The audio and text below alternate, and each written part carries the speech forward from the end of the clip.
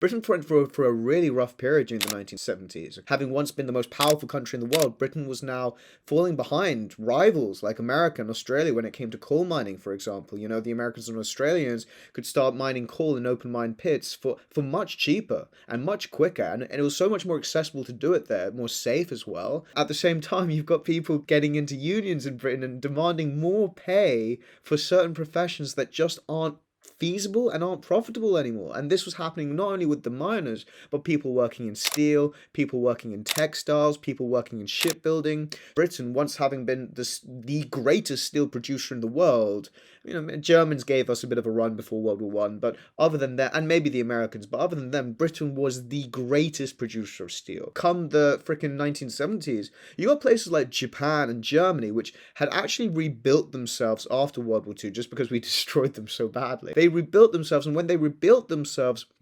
with these factories, these modern factories.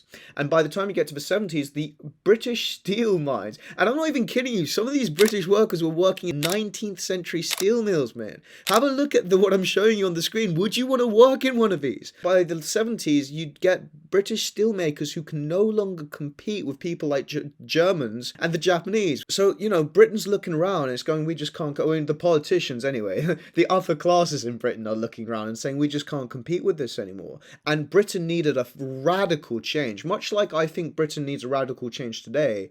Back in 79-80, it needed a radical change, and Thatcher's the one who comes and does this.